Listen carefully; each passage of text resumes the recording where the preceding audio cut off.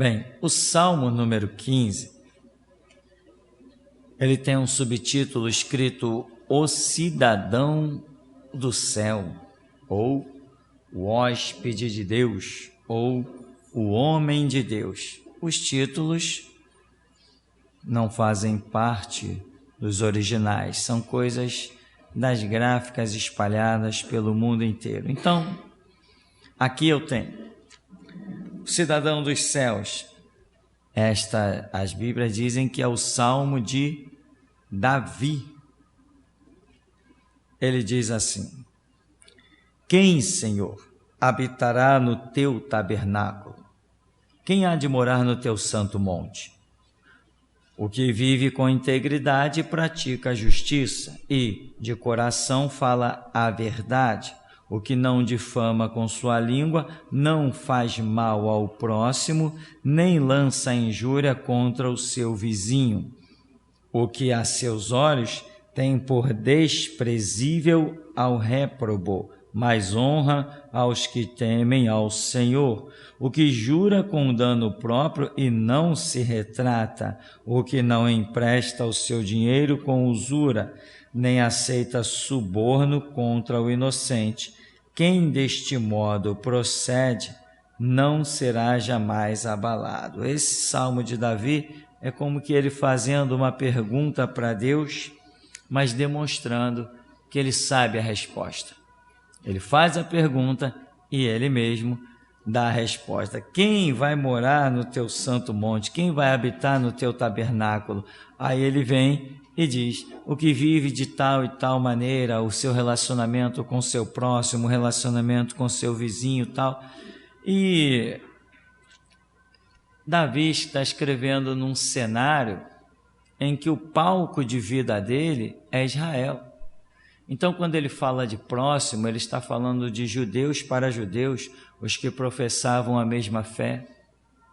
Quando ele está falando de vizinho, ele está falando da vizinhança de judeu para com judeu, ou aqueles mesmos estrangeiros que pudessem estar habitando em Israel, mas estavam sendo regidos pelas leis, pelas regras de Deus. Esse é o pensamento de Davi. Não há dúvida que esse é o pensamento. Davi não estaria falando de outros povos, de outras nações, nem da, vamos dizer assim, da confusão gentílica que nós vivemos hoje, né? Eu sou evangélico, o meu vizinho é macumbeiro, o outro se diz espírita, que já é outras coisas, o outro é católico, o outro é católico renovado, o outro é do Allan Kardec, é espiritismo cristão, essa bagunça toda. Não era isso que Davi estava pensando. Mas a palavra é viva e eficaz e nós podemos remodelar isso para os nossos dias. Como? Isso se remodela, sim, com o estudo e remodela com a revelação de Deus. É Deus quem nos fala como devemos nos conduzir. Então existe, irmão, o grande alerta de sempre, um grande perigo quando as pessoas pegam um texto e trabalham com aquilo literal. Embora a Bíblia esteja literalmente, obviamente, escrita, mas essa conduta de se basear em palavra por palavra pode ser muito comprometedora, tirando a pessoa da verdade pelo próprio texto bíblico. Né? Há uma má interpretação. Nós temos muitas versões bíblicas e o que deveria ser ensinado, constantemente repetido, é o que nós fazemos aqui, constantemente repetimos. As pessoas perguntam: qual a melhor versão bíblica? Nenhuma ou todas. Não existe a melhor versão bíblica, porque cada pessoa que vai traduzir tem lá os seus estudos, mas outras pessoas que traduzem sequer se baseiam nos originais. Tem gente que traduz versões bíblicas e não são baseados em originais. O camarada pega aquilo que ele considera a melhor versão bíblica e ele dá um ajuste naquilo que ele acredita que possa ser ajustado. Se eu quiser fazer uma versão bíblica, eu vou e faço e acabou a história. Mando para a gráfica, pago, se quiser até ponho no mercado para vender, quem vai me impedir? Ninguém vai me impedir. A Bíblia não tem autoria, não tem autor, não tem direitos autorais. Então, se eu quiser pegar qualquer texto e dizer, não, essa palavra aqui eu acho que ela não está muito bem, eu vou trocar ela por outra. Eu vou trocar e ninguém vai me dizer nada, vai ficar trocado. Nem os juízes vão me dizer nada, nem o presidente, nem os políticos, nem os pastores, ninguém vai me dizer nada, eu vou fazer e está feito, acabou a história. Então existem versões bíblicas que não são fundamentadas nos originais, elas são fundamentadas em outras versões bíblicas. Por exemplo, na Escritura nós temos isso, o Evangelho de Marcos foi o primeiro a ser escrito, e todos os outros, se basearam em 90% do que Marcos diz. Assim acontece nos nossos dias com a própria Bíblia. Então, às vezes, as pessoas, por exemplo, você publica lá um estudo, 2070 Jesus voltará. As pessoas, que isso? Que heresia, que blasfêmia, porque está escrito daquele dia e hora ninguém sabe. Ah, é? Então você vê como uma questão, uma frase pode afastar a pessoa de uma verdade. Se ela for ler o estudo, se ela for orar, ela vai aprender mais muita coisa que ela nunca aprendeu em todas as suas décadas de vida. Mas porque ela se baseia em algo literal e não entende um princípio da Escritura, daquele dia e hora, ninguém sabe. Ou seja, momento exato disso, quando se fala de dia e hora, nós estamos falando de uma coisa exata. Se eu disser assim, Jesus Cristo volta em 2070, o que eu estou falando? Eu estou falando de um período compreendido de 12 meses, que começa no 1º de janeiro e vai a 31 de dezembro. Se eu for traduzir isso aí por semanas, eu tenho aí, milhares de semanas, centenas de semanas. Se eu traduzir isso para horas, eu tenho milhares de horas. Se eu traduzir isso para minutos, eu vou tendo números absurdos. Então, para eu falar dia e hora, qual o princípio que a Bíblia está querendo me dizer? Que naquele momento exato, ninguém sabe. Aí a pessoa não entende, pega aquela frase, porque realmente não é tão fácil de entender. Mas quando se tem humildade, o Espírito Santo sempre ministra aos corações humildes. O problema das pessoas é o orgulho mesmo. O orgulho mata mais que câncer no mundo inteiro. Então, a dia e hora, ninguém sabe. Mas 2070 não é uma referência de um dia, não é referência de uma hora, é referência de um ano. E nós mesmos já falamos, não estamos dizendo que Jesus volta em 2070. É apenas um estudo que nos aponta para um mover. Eu creio que Jesus volta em 2070? Não, exatamente? Não, eu não aposto a minha vida nisso. Ainda não, por pouco ainda não. Eu aposto a minha vida que Jesus Cristo volta no século 21. Isso eu aposto. Isso eu aposto. Mas em 2070, não estou ainda apostando a vida que Jesus volta em 2070. Mas pode ser em 2068, 2065, 2075, uma diferença de 10, 15, 20 anos, isso eu creio fortemente. Então, você errou por 10 anos, para quem esperou 2000 anos, eu acertei na mosca. É um pensamento que eu tenho. Eu identifiquei o quê? O dia e a hora? Não, eu identifiquei um mover espiritual. E a minha esperança se acendeu, porque eu estou vendo, é o mover, são os sinais. A figueira floresceu. E Jesus falou, não passará essa geração que ver a figueira florescer, ela não vai passar. E quando que a figueira floresceu? Em 1948. Que foi século 20, 1948. Você pega os dois primeiros números, 19, soma mais um. 1948 é século 20. Então, Ano 2000 ainda é século 20. 2001 já pulou para o século 21. É um cálculo que é feito, uma besteirinha, né? É uma pura matemática, só observação. Mas muita gente não sabe identificar. 2016, qual é o século? Às vezes as pessoas não sabem, quer dizer, 20 mais 1, 21. Então, veja, nós não estamos querendo saber dia e hora.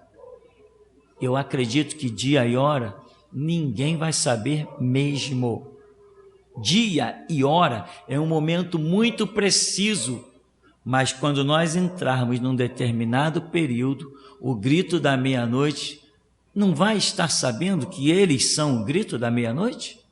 E se eles são o grito da meia-noite, eles não vão identificar o cara que está reinando mundialmente?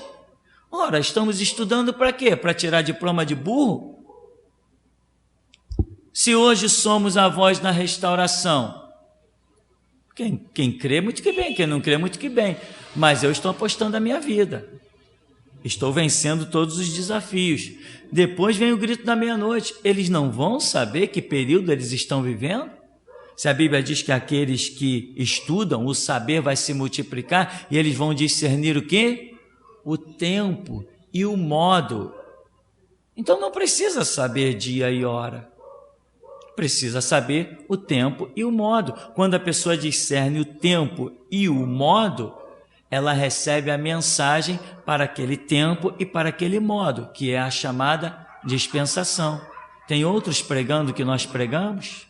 Tem outros apontando o dedo e dizendo fulano é filho do diabo?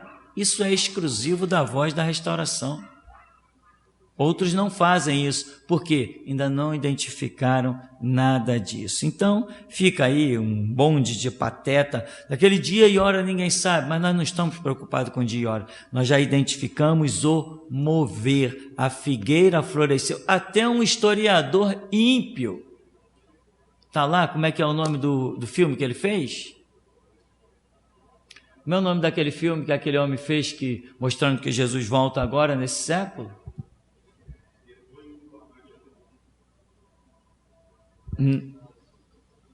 Isso, os 7 sinais, né?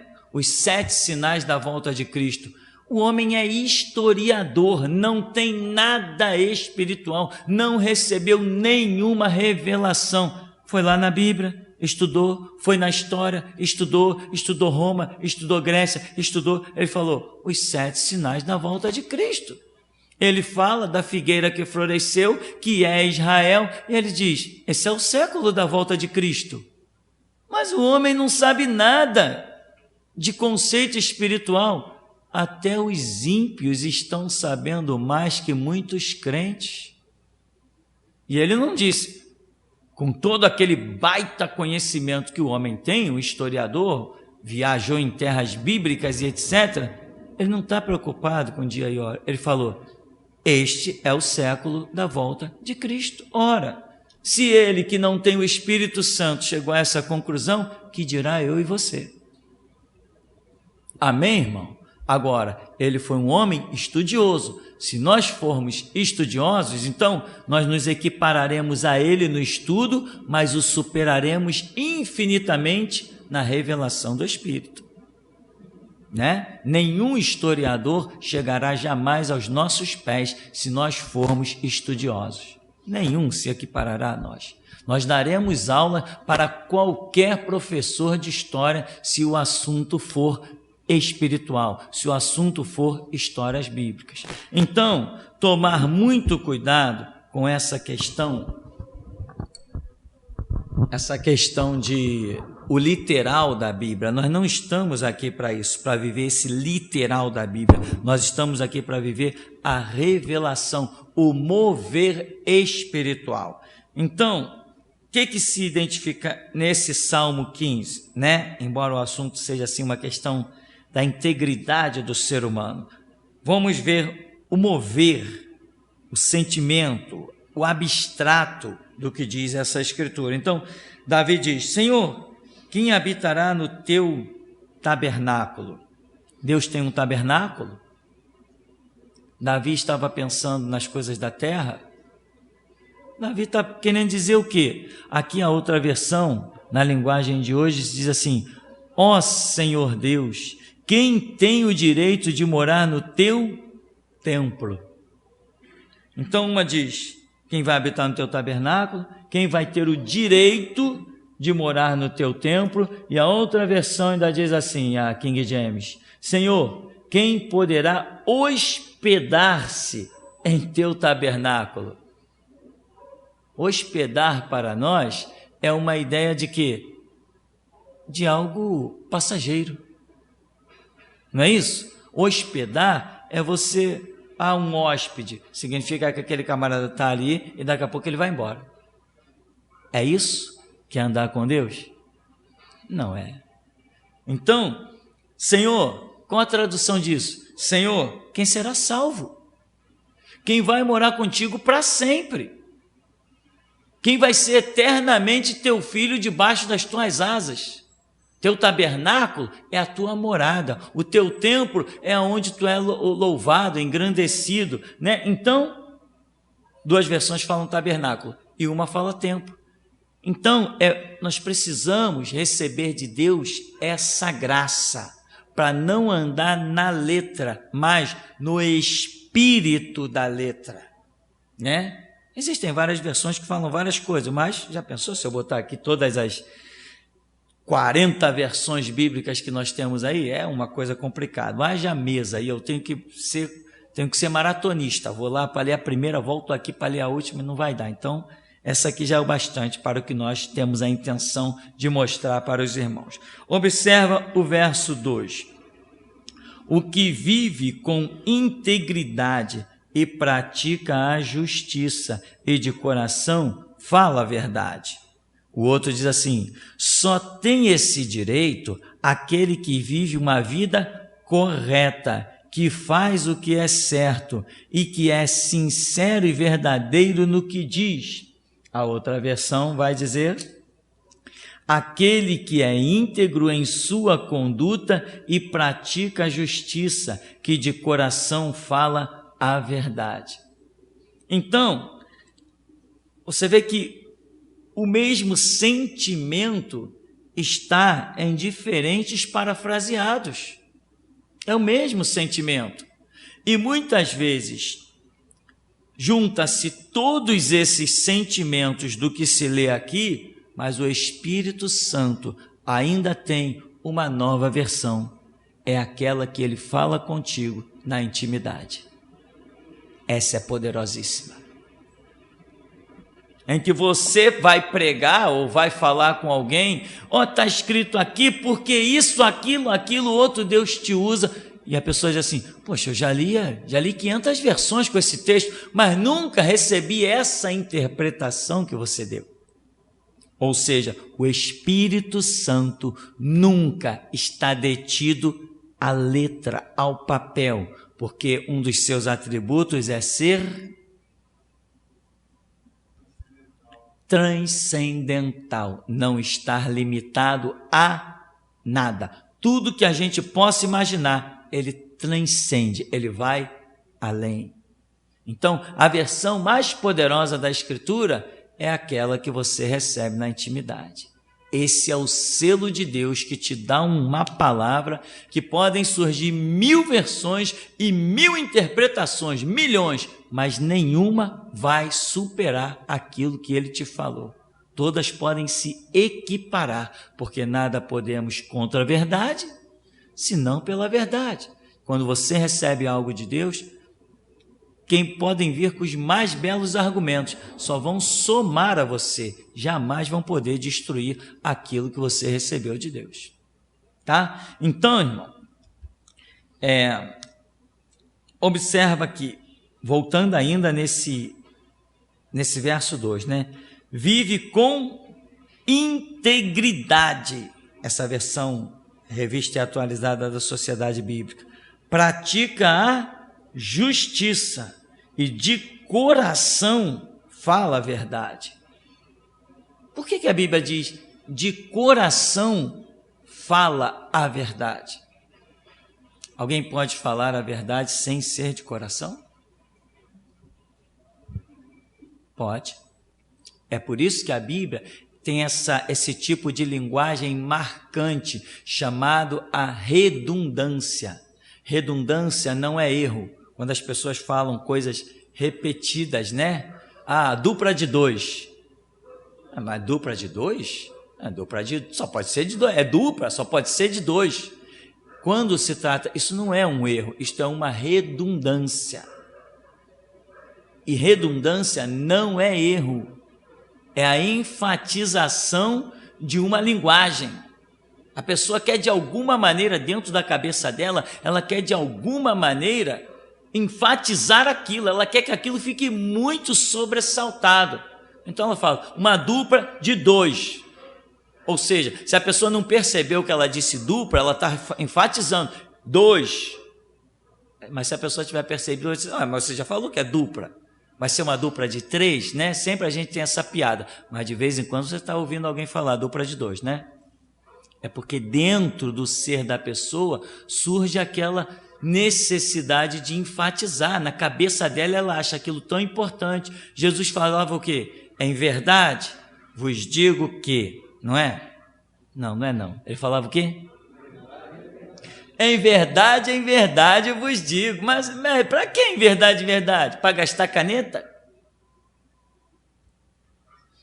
Para enfatizar que aquilo realmente era verdade. Então ele usava a redundância na Bíblia, essa repetição linguística, ela é muito marcante, mas ela é extremamente marcante. Então aqui veja bem, alguém que de coração fala a verdade, porque tem pessoas que falam a verdade, mas não é de coração. O que é falar de coração? É falar com toda a sua sinceridade, é falar sem interesses pessoais. Tem pessoas que falam a verdade, mas têm interesses pessoais. Não, eu vou falar essa verdade aqui, a pessoa vai ver que é verdade, vai passar a me credibilizar, vai passar a confiar em mim. Ela quer usar a verdade para ganhar crédito pessoal e não para que a própria verdade seja exaltada, seja glorificada. Aqui, nesse ministério aqui, já tivemos tanta gente assim, que vinha com uma verdade na intimidade, vinha falar comigo, porque pastor, eu estive assim, e o irmão fulano, eu não sei o quê, e essa situação, e a minha casa, eu não sei o quê, e a pessoa falando a verdade. Mas na verdade, ela queria conquistar a minha confiança com aquelas verdades, mas quando ela se relacionava com os irmãos da igreja, era pura falsidade. Então, queria ganhar crédito com a verdade. Bom, como eu sou mesmo um bobo, um trouxa, eles sempre conseguem, né? Sempre conquistam o que querem. Tem gente que não entende, irmão. Tem gente que não entende. Um cara que enfrenta a cadeia, enfrenta delegado, um cara que desafia o diabo, um cara que prega sem pedir dinheiro, não é tão fácil de enganar esse cara. Mas tem gente que acha que é. Então, tem gente que fala a verdade, mas não fala de coração. Então aqui está dizendo, o cidadão do céu que vive com integridade, pratica a justiça, ele de coração, ou seja, sem interesse, o interesse dele é somente ver a verdade prevalecer. Ele fala a verdade, não tem interesse. É aquilo que nós chamamos de coração puro. Davi está dizendo, é esse tipo de pessoa sem interesses pessoais que vai herdar o teu tabernáculo. Então, ele sabia. Digo mais uma coisa, quando as pessoas conhecem detalhes tão profundos, é porque elas vivem detalhes tão profundos. Davi, quando faz esse salmo aqui, esse salmo 15, é porque isso é a essência dele. Ele está preocupado. Senhor, quem morará no teu tabernáculo? Qual o teu critério da salvação? Daqui a pouco ele começa a receber uma inspiração, ele começa a entender, ele fala, já sei, é aquele que procede assim, assim, assim, assim. Deus usa, meu irmão, a base que está dentro de nós para construir as suas fortalezas. Se não tiver base dentro de nós, não recebe-se palavras poderosas. Então, primeiro tem que haver uma base dentro de nós. O Espírito Santo trabalha primeiro, nos chama à conversão, molda o nosso caráter. Quando nós nos deixamos moldar e remodelar, aí ele começa a construir uma grande fortaleza. Aí ele começa a fazer fluir de dentro de nós rios de águas vivas. Então, eu afirmo e não tenho medo de errar. Isso aqui era algo que existia dentro de Davi. E eu vejo isso claramente. Quando Natan conta a parábola, ele diz, esse homem aí é digno de morte. Natan diz, esse homem é você. Ele não questionou nada, ele não buscou nenhuma justificação, ele apenas colocou a cara no pó e foi suplicar misericórdia. Porque essa base estava dentro dele. Teve o seu lapso, a sua queda, como tantos, né? Então, outra coisa, o que vive com integridade, viver com integridade não é um momento, irmão. Viver é uma constância. Aquela pessoa, que coisa, que integridade bonita, né? Outro dia eu vi aí um gari que achou uma carteira ou uma mala, sei lá, achou um dinheirão. Uma situação que ele poderia simplesmente ter levado o dinheiro para casa. Gari, que todo mundo acha, pô, o gari ganha pouco, viu muito dinheiro, oh, que beleza, né? Muita gente tem isso, mas o homem demonstrou um caráter incrível, pegou a mala de dinheiro e saiu atrás e encontrou, né? Através da empresa e etc, encontrou quem era o dono. Aí estava a reportagem lá falando, olha o gari e tal, exaltando o homem, foi até em programa de televisão e foi exaltado e tal. Ele falou, não, eu apenas fiz o que é correto fazer. Um dinheiro achado pertence a alguém e tem que ser devolvido a esse alguém. Se eu não devolvo o que eu achei, eu roubei. É roubo quando não se devolve o que se achou, e é roubo mesmo. Se você achou uma carteira, não tem como identificar quem é o dono, tu busca, agora está no Facebook, né? Achou, hoje mesmo eu entreguei uma de um camarada lá na Central. A Alessandra achou uma carteira vindo pela Central. Pastor, olhamos, tinha 3 carteiras, uma de motorista, de advogado e tal. Aí eu saí ali pela rua, eu ia na oficina. Vocês conhecem quando ninguém conhecia? Alguém me deu a ideia. Procurando na internet, eu falei, caramba, Facebook. Cheguei lá no Facebook, botei o nome do cara, saiu o perfil, eu mandei recado para ele, para a esposa dele, ó, tá comigo. Ele me ligou, marcou lá na Central, olha o trabalho que eu tive. Fui lá na Central, o carro não vai até o final, fui a pé, entreguei a ele, era um diácono de uma igreja evangélica, professor de escola dominical, falou e tal, agradeceu muito e tal. Falei, não, irmão, tá aqui, amém, tchau, paz, se precisar de alguma coisa, liga para mim, tal, fui embora. Entendeu? E não tinha nem dinheiro na história, apenas quis entregar, porque eu acho que isso é um pouquinho que nós temos que fazer como bons cidadãos, dar exemplo. Antes de eu saber que aquele homem era, olha só, eu não sabia que ele era evangélico. Quando eu abri o perfil dele e da esposa dele, não tinha nada de Deus. Não identifiquei nenhuma palavra. Mas o Espírito de Deus falou, separa para ele os 2 livros, Sistema Jurídico em Colapso e Sequestrado pela Democracia. Eu falei, bom, deve ser porque ele é advogado, né? Pensei eu. Quando o homem foi se identificar para mim, não, eu sou o diácono da igreja tal, eu dou aula na escola dominical. Eu falei, já entendi por que esses livros. Então, foi um mover tremendo. O irmão achou a carteira, trouxe para cá, eu me interessei, me desgastei, fui atrás, Deus revelou os livros e olha, as coisas acontecem. Então, agora, aqui diz, viver com integridade. Isso que eu fiz, o dinheiro que o gari entregou, isso são momentos de integridade. Mas aqui não diz que eu tenho que ter momentos de integridade. Aqui diz que eu tenho que viver com integridade. Toda vez eu tenho que fazer a mesma coisa. Toda vez que eu achar o dinheiro, eu tenho que devolver. Toda vez que eu achar um documento, eu tenho que me preocupar, Isso é uma integridade que Deus gosta, de ajudar o meu próximo. Aí o diácono me falou assim: então foi isso que passaram para você? Eu falei: foi. Ele falou: eu perdi a carteira toda com dinheiro, mas eram esses documentos que eu queria, esses daqui que estavam me preocupando. Eu acabei de tirar essa carteira, eu acabei de me inscrever lá na OAB, era esses que eu queria. Você entende? Quem sabe Deus não estava realmente querendo provar para ele alguma coisa, dar algum sinal, aí faz as coisas chegar nas nossas mãos. Então, não é um momento de integridade, é uma constância. É um momento constante. Achou 10 reais? De quem é? É seu, toma aqui. Achou 1.000? De quem é? Achou 10.000? De quem é? Não é meu. Então não é um momento de integridade que vai me fazer herdar o reino dos céus. É uma vida de integridade. Amém? É uma vida.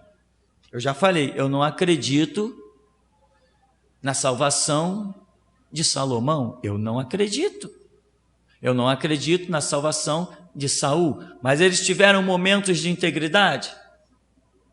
Mas a vida deles foi de integridade. Então, o que vive com integridade? O que é integridade? Íntegro, completo, repleto, é isso, íntegro, significa isso. Ou seja, você não é direito hoje e amanhã você é errado. Você não é bom hoje e amanhã você é mal. Não, você é sempre firme e constante, sempre transbordante. E pratica a justiça. Não é praticar a justiça hoje, né? Nem Salomão praticou a justiça. Quem é o dono dessa criança? Corta no meio. Ele praticou a justiça, mas depois permitiu o sacrifício. A mesma criança que ele entrega para a mãe, depois ele permite sacrifício de crianças dentro de Jerusalém. Então ele não teve uma vida íntegra, ele teve um momento de integridade. Até metade da vida dele ele foi muito íntegro. Depois da metade para o fim, ele foi um lixo. E no final ele foi julgado. E creio eu, mas eu creio mesmo nisso. Salomão não foi salvo. Não foi salvo. Não é possível que alguém que permita dentro de Jerusalém, dentro do seu reinado, a construção de templos a Baal e o sacrifício de crianças de uma forma tão horrenda. Era uma estátua imensa com uma barriga oca, e ali embaixo daquela barriga se acendia a fornalha. Depois que aquilo estava incandescente, joga uma criança lá dentro para abafar os gritos desesperados. Tinha batuque em volta, todo mundo batucando e gritando para que os gritos de horror. Imagina uma pessoa que tem poder de impedir isso, permite. Ele faltou com a justiça, ele faltou com a integridade. Ele faltou, e se faltou, não pode herdar o reino dos céus. Isso é inadmissível. Um rei em Israel, filho de Davi, depois de demonstrar um conhecimento de Deus tão tremendo que escreve provérbios, um homem depois disso, um homem que Deus se manifesta para ele, pede-me o que tu queres, um homem que orou e caiu fogo do céu na consagração dos holocaustos em 2 Crônicas capítulo 7, um homem que ouve a voz de Deus, 2 Crônicas 7,14, se o meu povo, que se chama pelo meu nome, se humilhar e orar, depois esse homem vai construir um templo pagão e sacrificar crianças? Mas eu não sacrifiquei, permitiu? Tinha poder de impedir? Então você faltou com a justiça. É algo muito sério, né? Aqui diz ainda no verso 3, o que não difama com sua língua, não faz mal ao próximo, nem lança injúria contra o seu vizinho. Isso aqui às vezes pode ser mal entendido. E se as pessoas se baseiam só nisso, elas podem ficar confusas até no seu chamado de Deus. Muita gente poderia dizer para a Voz da Restauração que eu difamo com a minha língua, faço mal ao meu próximo, lanço injúria contra o meu vizinho. Muita gente poderia dizer isso. Mas olha a versão na linguagem de hoje, o que diz: ele não fala mal dos outros, não prejudica os seus amigos e não espalha boatos a respeito dos seus vizinhos. O que é espalhar boatos? É espalhar mentiras. Mas aqui, quando nós vimos, de coração fala a verdade. É diferente de boatos. Boatos são mentiras. Boatos não interessam. Olha o que diz a outra versão bíblica, King James: não usa a língua com maledicência. O que é maledicência? É o falar mal. Não falar mal sendo verdade, é o falar mal sendo mentira, palavras enganosas. Isso é maledicência. Então, não usa a língua com maledicência, que nenhum mal faz a seu semelhante, nem lança calúnias. Lançar calúnias significa falar mentira, falar o que não é. Isso é uma calúnia. Então fica mais claro. Agora, se Deus me manda dizer assim, aquele lá é filho do diabo, diz filho do diabo e acabou a história. Ah, isso é uma calúnia? Não, isso não é uma calúnia, isso é uma verdade. Deus me mandou dizer. Está difamando? Não estou difamando. Difamação significa falar a mentira sobre alguém. Isso é difamar alguém. Essa palavra é muito relacionada à honra, né? Hoje o homossexualismo está uma bandeira estendida nas nações, mas antigamente se dissesse assim, fulano é gay. Isso era uma difamação horrível. Hoje popularizou-se a palavra e as pessoas dizem assim, pô, o cara está dizendo que tu é gay. Tá bem, deixa para lá, ele quer falar, ele fala o que ele quiser. Antes não, batia na porta dele já com 38 na cintura. Tu falou o que de mim? Dava a morte, né? Agora as pessoas não estão nem esquentando com isso. Isso é difamar. A palavra difamação, ela está relacionada a falar da honra de alguém, né? Ah, a filha do cara casou, não era virgem. Ih, caramba, dava morte. Hoje não, hoje dá piada, né? Alguém diz, a filha daquele cara quando casou, não era virgem. Aí o outro vai dizer assim, aí é problema teu? Não é? Antigamente era uma coisa, hoje, ei, o que tu tem com isso? Está te pedindo alguma coisa? É você que vai sustentar ela? É você que vai sustentar, né? Hoje o papo é esse, mudou completamente. Então, difamar era uma palavra relacionada à honra de alguém, né? Então, nós aqui difamamos alguém? Não, não difamamos. E se a nossa palavra for considerada uma difamação, estou nem aí, porque foi Deus quem me mandou dizer. Se é Deus quem me mandou dizer e eu aposto a minha vida nisso, agora, irmão, as pessoas poderiam pelo menos entender, né? Será que alguém quer viver falando isso? Será que alguém quer essa intriga toda? Será que alguém quer essa contenda toda? Poderiam pelo menos parar para pensar nisso, né? Não, peraí, se esse cara está dizendo essas coisas, isso não dá lucro, isso não dá dinheiro, isso não enche igreja, isso não promove ninguém. Para esse cara estar falando isso, peraí, ou é Deus ou é o diabo. Eu vou orar para saber. Não, as pessoas simplesmente pegam o literal das coisas e acabam estragando, estrangulando as suas vidas. Bom, aqui diz, não faz mal ao próximo, nem lança injúria contra o seu vizinho. A outra versão disse o quê? Não prejudica os seus amigos. Não espalha boatos a respeito dos seus vizinhos.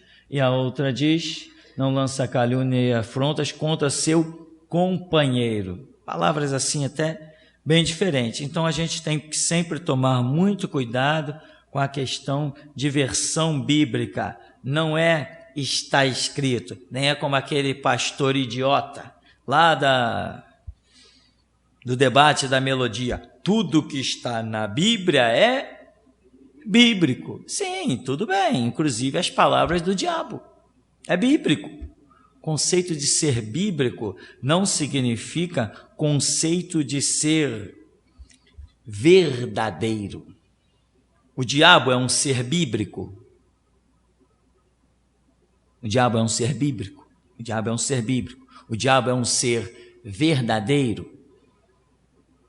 Ele é verdadeiro no sentido de existir, mas não no sentido de ser íntegro.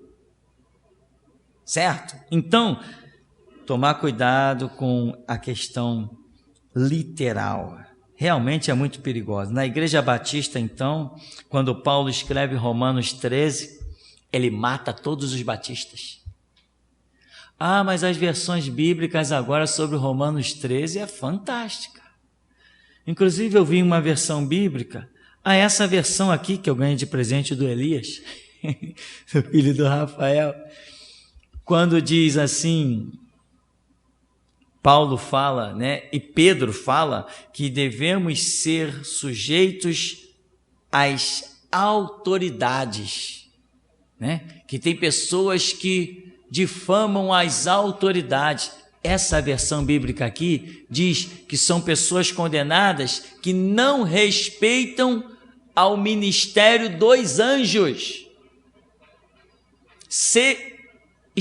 E ela especifica os seres celestiais. Não tem nada a ver com a autoridade terrena. E aquele Romanos 13 de Paulo também não tem nada a ver, pelo menos nas versões mais aprimoradas. Uma inglesa, então, que tem aí é fantástica. Acho que nós não temos essa versão inglesa aí na nossa coleção. Né, Afonso? Você sabe se temos aquela versão inglesa na nossa coleção?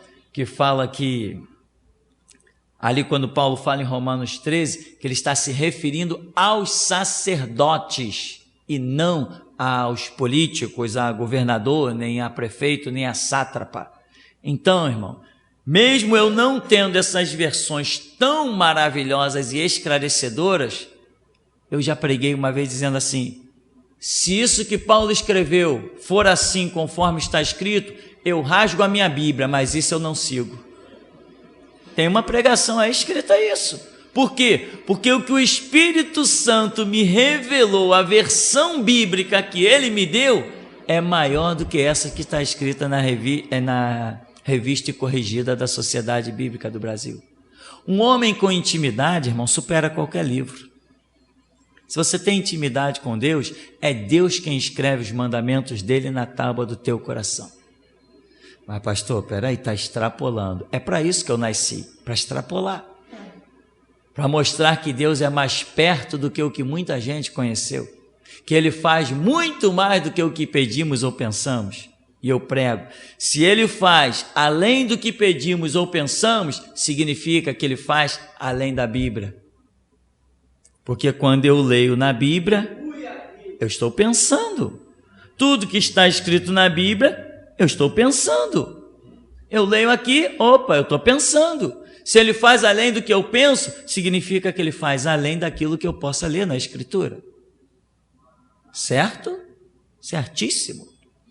Isso é aquilo que Deus nos revela na intimidade. Quando Ele abre um manto de misericórdia que ninguém entende, que possa ser tão grande e esclarecedor. Então, mesmo antes de conhecer as versões bíblicas, eu já falei assim, não. Romanos 13, estou fora. Não me curva nenhuma autoridade. Não, porque todas as autoridades, está escrito que foram levantadas por Deus. Eu falei, não.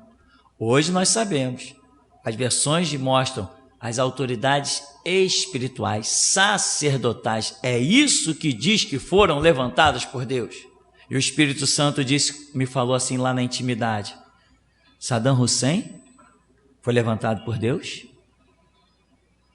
Hitler foi levantado por Deus? Na época tinha um presidente aqui no Brasil, não sei se era Fernando Henrique, quando eu recebi essa revelação, enfim, esse presidente do Brasil foi levantado por Deus. As autoridades foram levantadas por Deus. Então o ladrão Eduardo Cunha foi levantado por Deus.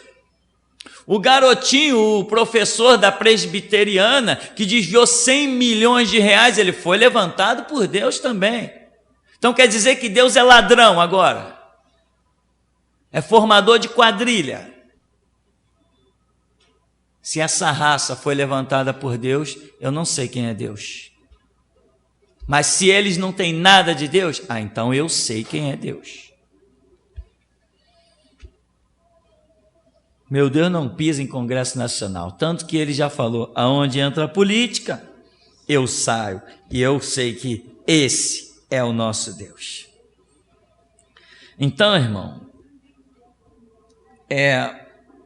você tem que tomar cuidado, tá? A melhor versão bíblica é aquela que o Espírito Santo traz para dentro de você. O meu povo perece por falta de conhecimento. Veja bem, como é que os primeiros missionários, quando Jesus disse assim, ide por todo mundo e pregai o evangelho. Ora, eles não tinham pergaminhos para ler como nós temos hoje, textos para abrirmos a hora que quiséssemos, de nos basearmos. Eles não tinham isso. Como que Jesus chega para eles e diz assim, ide por todo mundo pregar o evangelho a toda criatura? Nenhum pergaminho do Novo Testamento ainda tinha sido escrito. O relato do pergaminho mais cedo, isso varia muito, em 20 anos para lá, 20 anos para cá, tal, mas o relato mais cedo que eu li data de 45 anos depois de Cristo, quando o primeiro evangelho de Marcos foi escrito, tinha 45 anos depois de Cristo. Ou seja, os discípulos já tinham partido pregando, mas não tinham leis escritas nas suas mãos. Aonde estava a lei? Escrita nos seus corações através da revelação, do convívio com Jesus. A melhor versão bíblica é aquela que Deus te entrega na intimidade. Mas para receber isso, tem que pagar o preço. Qual é o preço? 10 horas de oração por dia? É muito pouco. 24 horas de oração por dia? Não, é muito pouco. Peraí, pastor, o dia só tem 24 horas. Então como é que... É muito pouco, irmão. Não é só com oração que se conquista as coisas. É com coração quebrantado e contrito. Muitos oram 24 horas e não vê nada. Outros oram 24 minutos e vê tudo. Está entendendo, irmão? Então, quer receber de Deus? Olha o cidadão do céu aqui no Salmo 15 e vê se você consegue enquadrar a sua vida nisso. Apaixone-se pela verdade. Não faça nada em que você esteja vendo o lucro pessoal. Não faça nada. Eu coloquei uma frase que Deus me revelou lá no WhatsApp e que dizia assim: quando você dobrar os joelhos para orar, quem lembra disso que eu coloquei? Tem que detectar qual o seu interesse na oração. Você tem que detectar que a sua vontade não está na oração. Para você receber de Deus, você vai orar, mas a sua vontade não existe naquela oração, que aí você vai receber a vontade de Deus. É mais ou menos isso. É que no momento, os irmãos sabem, né? Eu tenho um iPhone, mas eu estou sem ele aqui. Bom, irmãos, vamos dar uma concluída então aqui sobre o verso 4 do Salmo 15, diz: o que a seus olhos tem por desprezível ao réprobo, mas honra os que temem ao Senhor, o que jura com dano próprio e não se retrata. Veja a outra versão. Ele despreza aqueles que o Senhor rejeita, mas trata com respeito os que o temem. Ele cumpre o que promete, mesmo com prejuízo próprio. A outra versão diz: a seus olhos o ímpio é desprezível, mas dedica honra aos que temem o Senhor, mantém a palavra empenhada e mesmo saindo prejudicado, não volta atrás.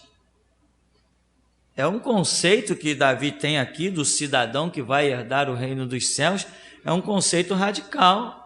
Porque muitas vezes as pessoas começam numa negociação, empenhou a palavra, mas depois vai lá e diz assim, irmão, não vai poder ser assim não, porque senão eu vou ficar no prejuízo. Deu a palavra, irmão, né? Quem dá a palavra e honra a palavra, nunca fica no prejuízo. Mas quando a pessoa pensa nos bens materiais, nas recompensas terrenas, aí ela se acha em prejuízo. Às vezes o prejuízo de R$10, que não vai fazer a mínima diferença, e ela volta atrás na palavra por causa de R$50, que para ela não faz a mínima diferença. Irmão, deu a palavra, morre com ela. É assim que tem que ser, né? Eu vou ficar no prejuízo, caramba. Deus, está na tua mão. Fica no prejuízo, que Deus te recompensa, depois você vê que verdadeiramente o Senhor é Deus daqueles que honram a sua palavra. Jesus nunca voltou na sua palavra. Jesus disse, a Escritura nos ensina que palavra de rei não volta atrás. E nós somos reis. Somos chamados de os reis da terra. Jesus Cristo é chamado de o rei dos reis. Nós somos reis. Nós não podemos voltar com a palavra atrás. Por isso ele com seu sangue nos comprou e nos constituiu um reino sacerdotal, né? Nós somos reis e sacerdotes. Imagina as pessoas olhando e dizendo, está vendo aquele camarada ali, aquele pastor, está vendo aquele crente, deu a palavra e não cumpriu, safado. Cansei de ouvir isso aqui. Tinha um pastor aqui embaixo, um coitado, pensava que era pastor porque alguém consagrou ele de uma assembleia, agora fechou, já vazou, nunca mais nem viu o homem aí. Passou anos ali achando que a igreja ia crescer, só que não entendeu que ele não tinha ministério. Quando se tem ministério, a igreja cresce. Igreja crescer, os irmãos sabem, não é número, né? O projeto de Deus se cumpre. Então, o coitado achava que era pastor, até que acabou se desiludindo devido a tantos problemas que ele teve. E ele trabalhava fora da igreja também, pegava dinheiro das pessoas, não cumpria, os empregados dele ele não pagava. Um homem sem nenhuma dignidade.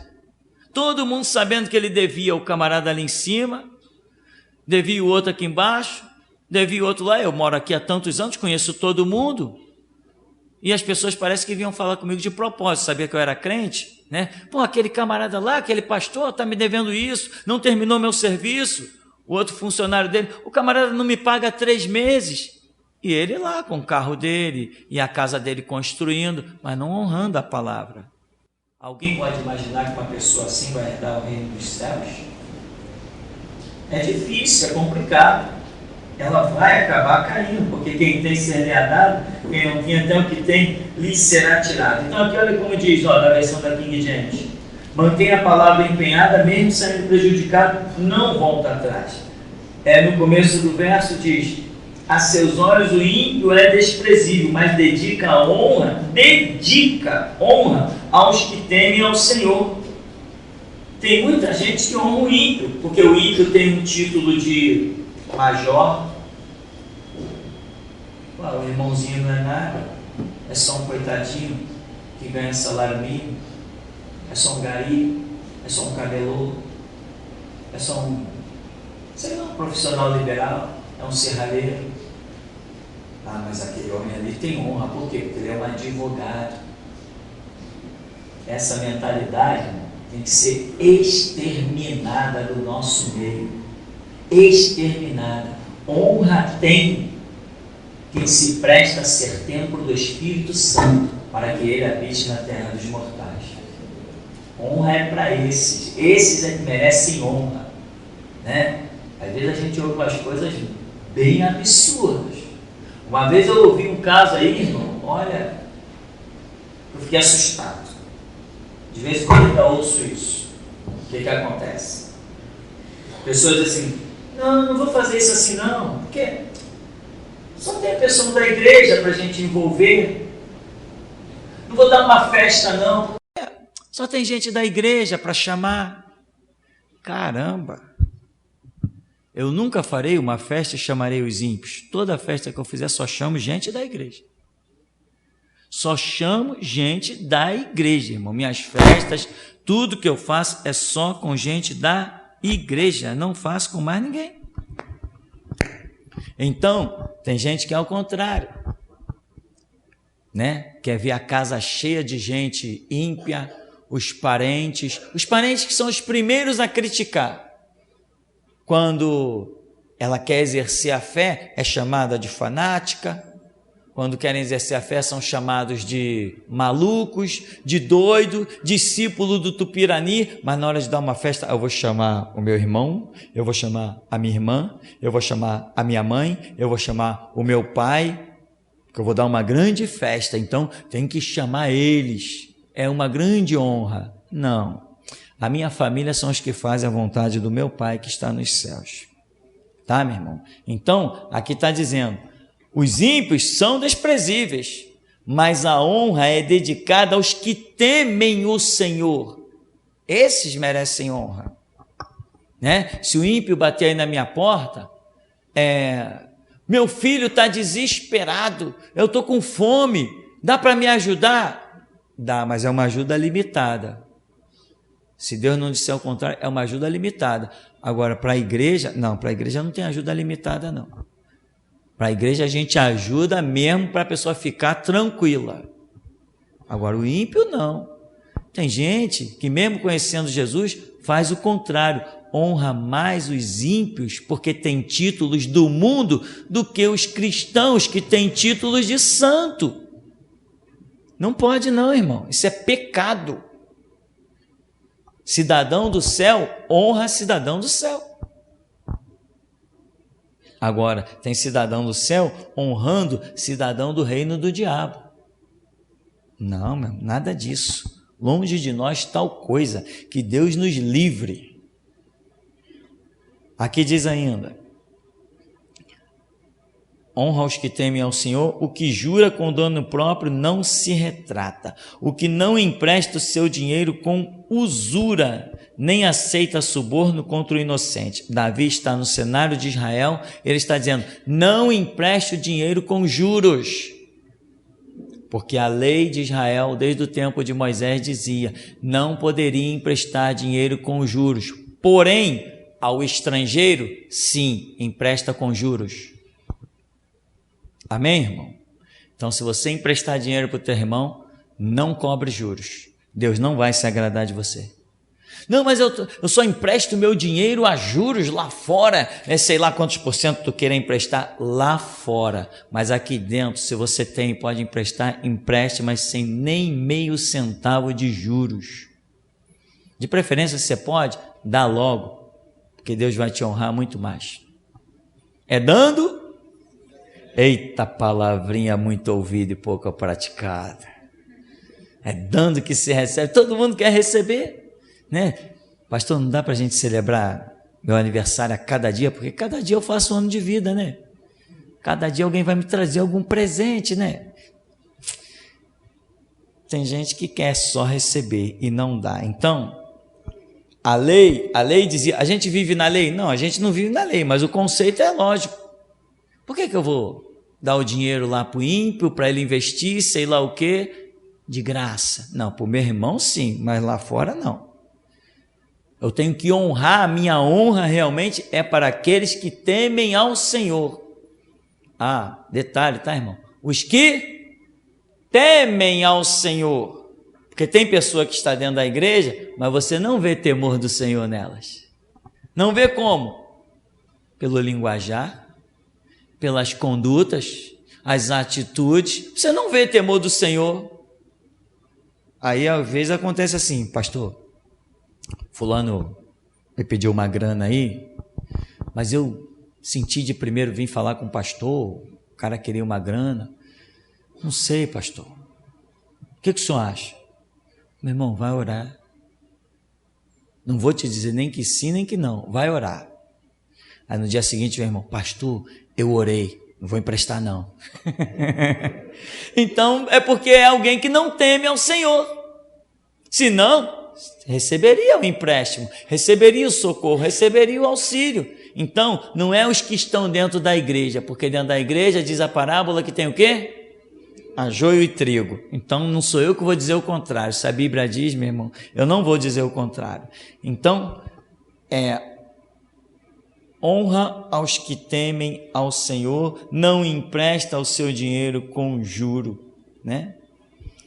E diz ainda aqui, não aceita suborno contra o inocente, bom, tão óbvio. Quem deste modo procede, não será jamais... Caramba, essa palavra é muito forte. Quem procede assim com essas regras aqui, jamais será abalado. Caramba! Como os montes de Sião que não se abalam. Uma coisa impressionante, você nunca será abalado. Tudo vai cooperar para o seu bem. Nada vai te abalar? Poxa, é uma palavra que finaliza esse salmo de uma maneira muito poderosa. Amém, irmão?